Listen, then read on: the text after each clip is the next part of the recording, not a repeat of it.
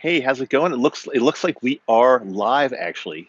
I'm just testing this format for the first time ever going live. I am Dr. Dave, also known as the RV Dummy, and I'm not even sure if anybody can see this or if I'm not sure if I can see if any of you. Oh, here we go. We got Plantiful Life. Hi, Dave. How are you doing, Plantiful? What's going on? We're testing the live stream to see if this really works. And that's my rig in back of us. I'm still in Perdido Key, Florida, which is beautiful. Yoko and I are actually on a road trip we started in Maryland.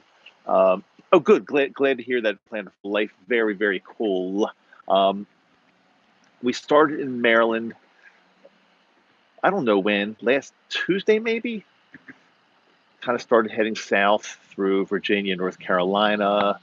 Um, Met up, actually, so something funny, I met up with my kids' old babysitter in North Carolina that I had not seen since my kids were probably like 3 or 4 years old. And now she happens to be, well, my kids are in their mid 30s. So this was 30 years ago.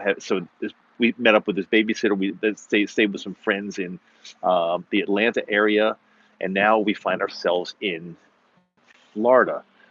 Hey there, Steve. What's going on, Outdoor Nomad? I got your response earlier, your comment, and I told Yoko that Steve says hello. So great to have you. Great to be here. I'm testing out the live stream just to see if it works and to see if anybody really is watching this. I didn't give any kind of notice or anything like that. I just figured we're sitting around. Yoko's actually in the rig taking a nap right now. I've got nothing to do. So I figured, okay, I'm going to come out and try a live stream and see what happens. And I will tell you this, that RVing really has changed my life. Just to finish what I was saying, that we're going to be heading into the New Orleans, Louisiana area after this, and then heading back to Florida and kind of like circling the entire state, visiting friends, family, acquaintances, anybody that we happen to know that's in the state of Florida. And we're going to be there for quite some time, then heading back to Maryland. Then sometime midsummer, Yoko and I are heading back to our place in Salt Lake, if that makes sense. Um, so that's where we stand on the trip. I will say that, okay, let me just share something weird that's happened. It's a shame. I can't really even see. They don't give me stats. I'm just watching this, and I can't see like who's on or how many people are on. If people are just being quiet. If you're here watching live, please say hello just so I know you're here because I can't really see. I don't think I can see. No, yeah, they won't let me. I don't know how to see if anybody's on here. I don't. It's not telling me that really. Oh no, it does tell me. It says 9 people are watching right now. Andrew, how you doing? Catherine, how's it going? Oh, now we're talking, people. Now we're talking. George, hello. RV Dog. Not okay. Now I do see that. It's because now it looks like 10 are watching because of the brightness out here. It's a little hard for me to see the screen. And you notice at my age, I have to look up there to use this part of my glasses to actually see the print. But I will tell you all just a really interesting story. And I'm not going to keep you too long. Don't feel that you have to hang with me the entire time here because I'm just testing this format. I've had like I'd say like a small RV channel going for about 2 years now. It's definitely growing steadily for sure, and I really love it because it's not one of these really large ones that has like 50,000 subscribers, and every video when theirs gets like I don't know, like 100,000 plus views. And just my channel is nothing like that. And my goal is just to kind of bring together a bunch of really good people into a community. I'm the RV dummy, and I just want to help a small number of people live their best lives ever. And it can be through RVing, and it doesn't even have to be through RVing. Hi, Pat. Just started watching. We just watching one now. Oh, was just watching one now. Fantastic. Thanks so much. That really is cool. Um, so I'm trying to bring a bunch of like-minded people together to our RV community. And the reason I call myself the RV dummy is because I really am. I'm not mechanical. I'm not that smart. Um, I just kind of fly by the seat of my pants, and I bought our first one 2 years ago, really, literally not knowing anything about RVs. But I read up and I learn as I go, and it's working out quite well. And this is our second one because the first one, as you probably know if you've been following me for some time, had a fire in it. We love this one. It's everything is really, really great about it. So getting back to my channel, I'm trying to grow it kind of slowly. I just don't, and I've been promising everybody that I will read every comment and answer every comment, but something happened. The next to last video I put up, the one that was 10 things you should never say to a, what was it? 10 things you should never say to an RV salesman. Um, Something happened there, and I'm not really even sure what happened, but I don't know if it was the title that got people watching it, or YouTube liked it and they started putting it in everybody's feeds. I'm not sure, but that one video got like 10,000 views in a matter of like 6 days. I'm not used to this. My videos normally get several hundred views, and some of the more popular ones definitely have gotten well into the thousands. But I've never had a video that's gotten 10,000 views in 6 days. So that sounds great, and probably most people would love that. But the problem with that, it sounds good, but there are problems that go along with that. And the problems are, first of all, there's no way I could read all the comments, and there's no way I could respond to all the comments. You guys don't want me taking 24 hours a day to respond to comments. I don't think anybody, I can't do it. But also along with that it seems like a lot of trolls came out of nowhere. And I've been going smooth all along for 2 years, and I occasionally, let's say very rarely, get a trolley type comment, and I can deal with it. I mean, I'm a professional speaker also. I'm on stage, oftentimes on stage in front of anywhere between a small group to over 1,000 plus people. So I'm not afraid of speaking to people and being confident. That's not the problem. But um, when this last video kind of went viral in RV dummy terms, because it's certainly not viral, but for my terms, it's much larger than I ever thought.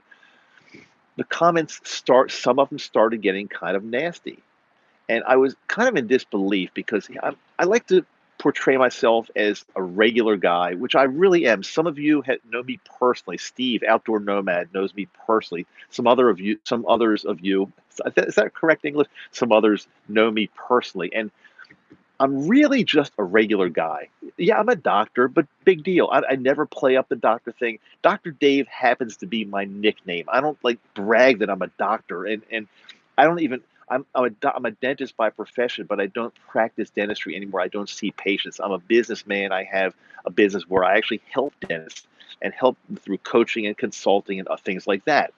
So I never look at myself as an elitist, somebody that's like above anybody else. It's just not me at all. But for some reason, some of these trolls like came out of the woodwork, and some of the advice I give has nothing to do with my financial status. I'm trying to help others, and I've learned a lot of things over many years, and trust me, I've made a ton of mistakes. And one of my philosophies of many is we just can't buy things that we can't afford. And the way I see it is if you can't afford to pay cash for something, there's no shame. It doesn't mean you're a bad person. I mean, there are things that I can't afford to pay cash for, and I don't buy them. I never say I deserve them, so I'm going to take out a loan. No, other than a house, if my rule of thumb is if you cannot afford to pay cash, and if it's not going to mess up your financial plan, your retirement plan, your investments, your portfolio, then go ahead and do it. If it's going to put a damper on or mess up your financial planning, or if you have to take a loan out, then you can't afford it. Don't buy it. Either save up, buy it later, get a job where you're making more money and put money aside. But just saying that just saying that I deserve it, and I'm not a wealthy doctor, so I'm going to take a loan out. That's not good enough. That's Again, there's no shame in not being able to afford something. I mean, let's. I'll use an example. Let's say I saw a what's an example? I mean, let's just say okay, like a a private plane over there for sale. Private plane. No matter how much I wanted it, I can't afford to pay cash for that.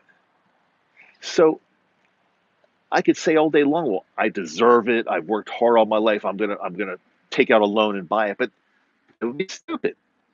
I cannot afford it, so I'm not going to buy it. I'll maybe plan to buy it later. No, I have no interest in buying a plane, but it's just a horrible example. But it goes, it's the same for anybody, no matter how much or how little money you have. If you can't afford something, don't buy it. And I love this. I love it when these people that are in debt have almost no money or driving around in $40,000 trucks.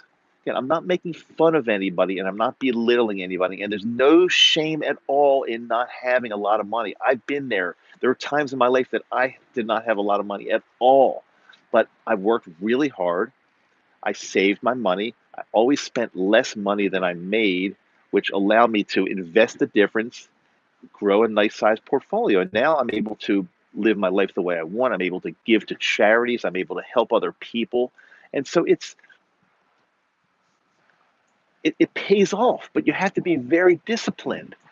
And for those of you, it's not many, it's the minority. I will tell you that. Most of you have been fantastic with your comments and your energy. It's the minority. It really is. But for the minority that's saying that I'm some elitist doctor who is like belittling the little man because they should be able to get whatever they want, and if they have to take a loan, big deal. It's not.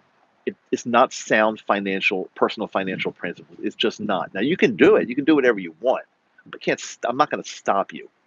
You can live your life however you want. However, the people that follow me generally and that listen to the advice of only spend money on things that you can pay cash for and afford generally are going to do better in the long run as far as their overall financial plan, being able to retire with a with a nice nest egg of money. How do you think that would feel to be able to retire with a huge pile of money? And my life is not, trust me, my life is not about money, making more and more. It's not what my life is about. However, money is a tool, and if we have a certain amount, we can retire. And I'm not retired. I still work. I still work, and I love my work. But I should say, when we have a certain amount, you can be financially free, financially independent, and basically live your life however you want. I don't think anybody would make fun of that. That would be, uh, RV Dog says living debt free is the way to go. Thank you, RV Dog. I mean, you're preaching to the choir. I mean, I love the conversation. It's so neat to hear this, Dave. Oh, thanks, Plentiful. Appreciate that. Again, I'm speaking from my heart. When I come on and do a YouTube video, they're not scripted, but I generally have an outline. I know exactly what the title is going to be, and I know exactly what I'm going to talk about. Of course, I ad lib, and it's not like tightly scripted. But here, I just pretty much pressed go live, and I want to speak to my audience. I want to speak to you live. I want to speak to you from my heart. Again, I had nothing planned. I really had, because I didn't know what was going to happen. I didn't know if nobody was going to be here or if 100 people. I had no idea. I had no idea if people would ask any questions. So I'll tell you what, if you want, I'll take, you want me to take a question? I'll take the first question that comes up on the board. The first question, ask me anything. I'll try my best to answer. I won't answer anything political. I just don't like to go there. I don't have a credit card. Excellent. Motherload, if you don't have a credit card, you're doing great. That means you're forced to pay cash for everything. So you're only going to buy what you have money to do. So good for you. I love that. I do have a credit card. I do charge things during the month, but I always pay in full at the end of every month. Always pay in full. There's no exception. I never ever pay partial. No matter what my bill is, I always pay in full. So I'm using the credit card as a tool just to make it easier so I don't have to carry a lot of cash. That's the only reason. Otherwise, I'd be paying cash. Okay, so does anybody have a question at all before I go? Again, this is a great test, and I really, really appreciate. And I'm curious to see actually what happens when we leave this up. And let me see, how long did it take you to get to the point in your life financially to get to this point? Plentiful. So here's my deal. Um, I've reached this point several times. So when I was in my original marriage, my first wife, you all know Yoko. She's my love of my life now. We've been together 15 years, but I had a previous life where I was married to my first wife, and so we worked hard and accumulated a lot of money for our family. But when I got divorced, I lost almost all of it because number one, okay, so here's what happened. I had to pay half, like right off the bat, half of my assets to my ex-wife when we got divorced. I had to pay her this tremendous alimony payment every month that was going to go on forever. And I couldn't afford to do this forever. So then years and years and years later, I had to offer a buyout, a tremendous buyout. If I told you how much money I had to buy this alimony, it's called a permanent alimony. If I told you how much money I had to spend to buy out the permanent alimony, you would just flip out. So I've made money, saved money, invested money, then lost it, but then did it again several times. Because when I mean several times, meaning getting divorced, I lost half of my wealth. Paying the alimony, I lost a lot more of my wealth. And paying out the permanent alimony, I lost a tremendous amount. And that was finished really right when I turned around the time I turned 60. So only about 4 years ago. So over the past 4 years, I've continued to build it more.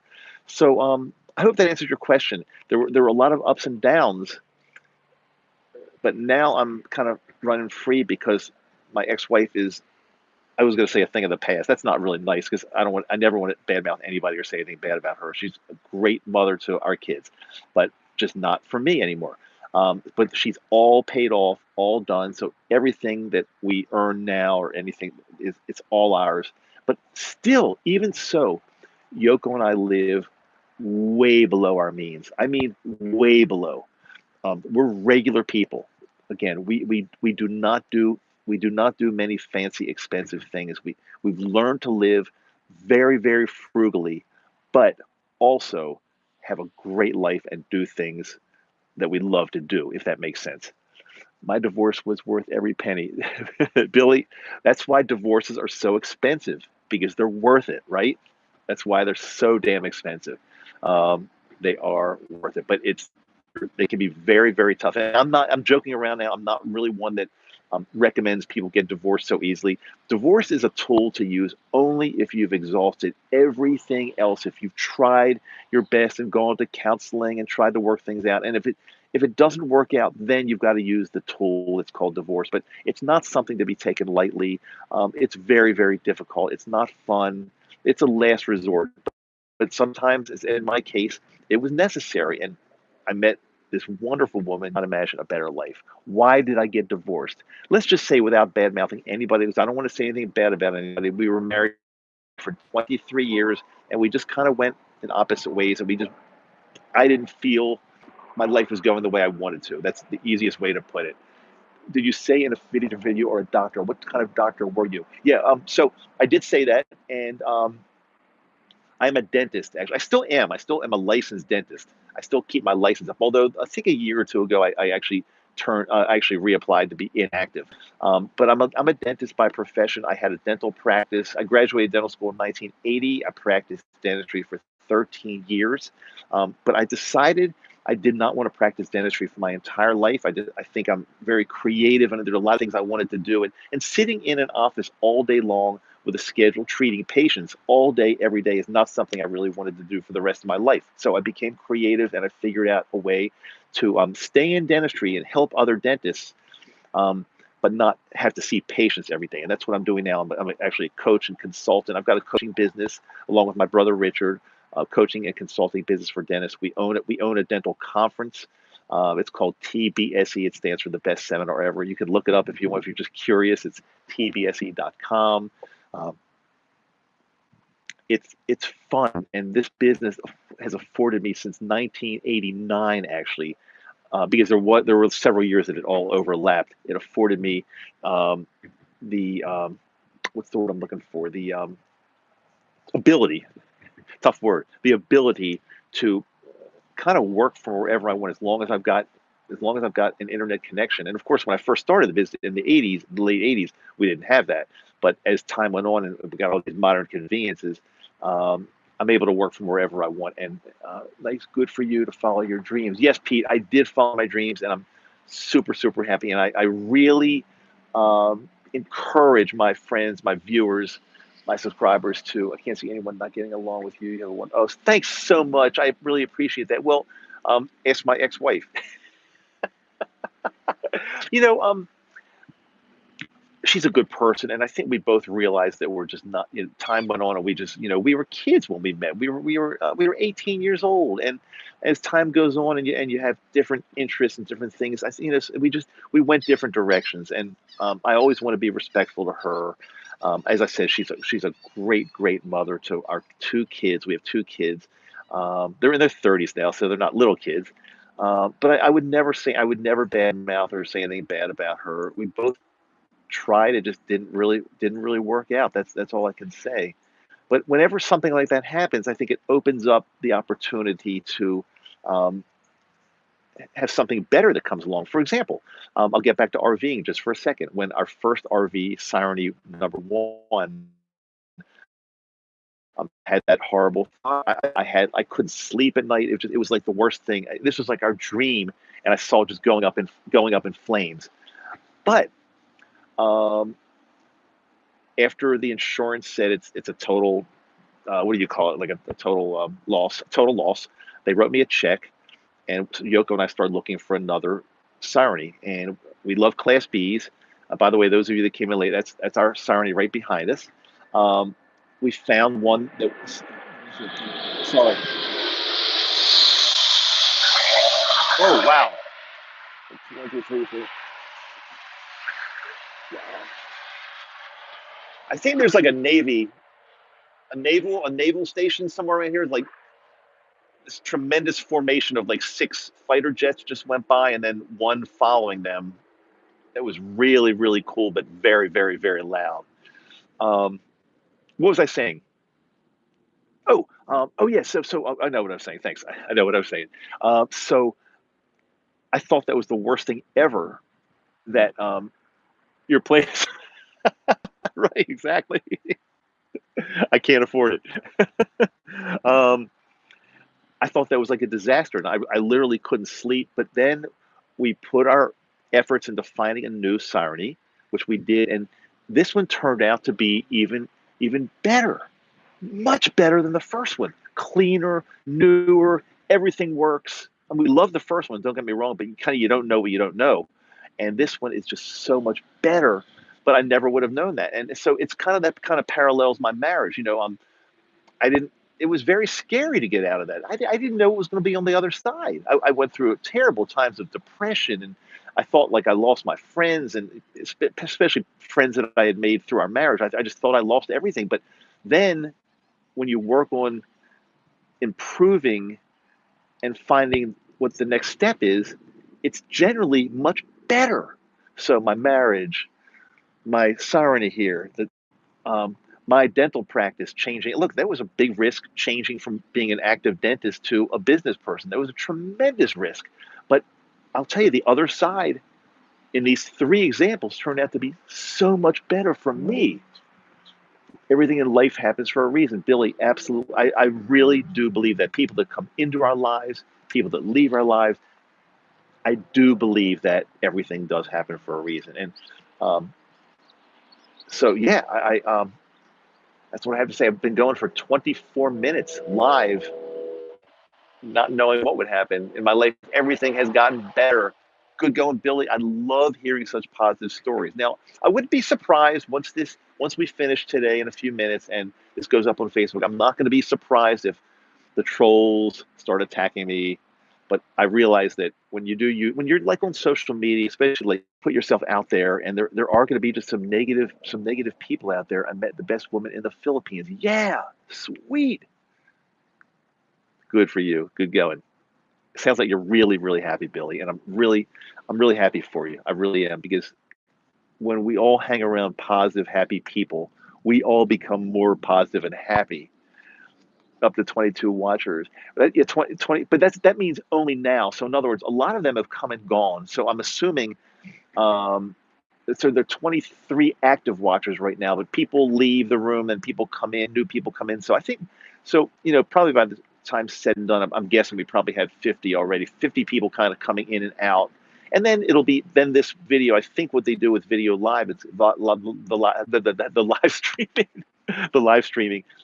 It'll be left up there, and then people will discover that it's there. People will watch the the replays. It'll be able to replay it. So I have no idea how this will do. It doesn't matter to me. Again, I'm not on YouTube. I'm not doing my YouTube channel to get more views and to get more subscribers. Of course, I like having subscribers. And if, by the way, I'm not even sure if they show the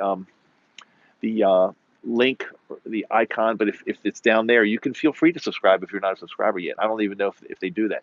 But oh, thanks, Desiree. I really appreciate that. But I'm not here to be the largest YouTube channel. I'm far from that, very far from that. And it's okay. Smaller is better. Hanging out with a group of you, 21 people right now. We're all chatting. Some of you are more vocal than others, and that's fine. Thank you so much, Desiree. Appreciate that.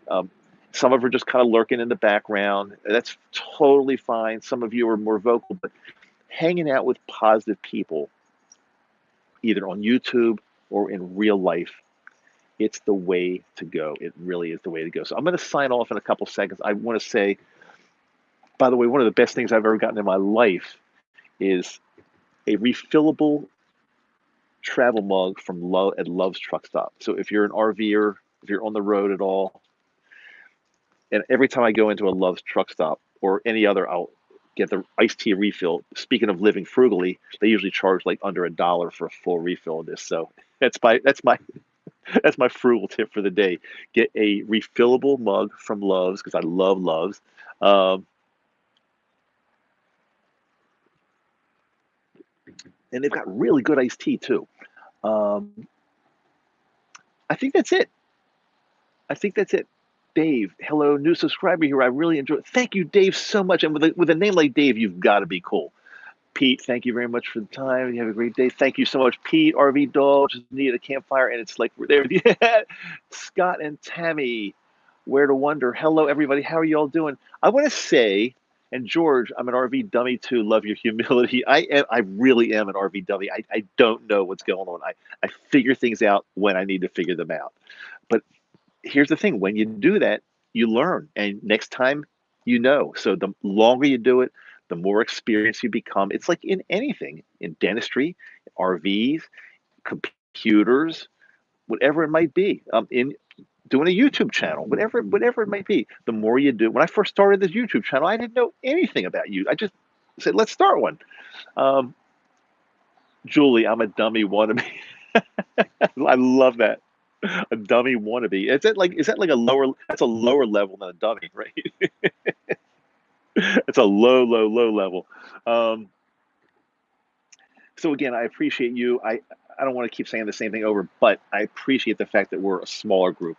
Um, and I know it's growing, but I'm going to still try to answer as many comments. Here's the thing. I'm going to say this. I try to read every comment. Okay, I try to read every comment. At this point, I probably can't answer every comment, but I'll try to answer as many as I can, or some. There might come a time where I still read every comment, but I won't be able to answer them, but I'm with you. So it's going to be harder and harder. And it might get to a point where if I pick and choose to answer one here and there, some other people might get PO'd. So we'll see what happens. Again, I like the fact that it's small, I know what I want to say before I sign off. Um, I know what I want to say. I'm not here to have 100,000 subscribers. I'm not here to have 100,000 views on every video.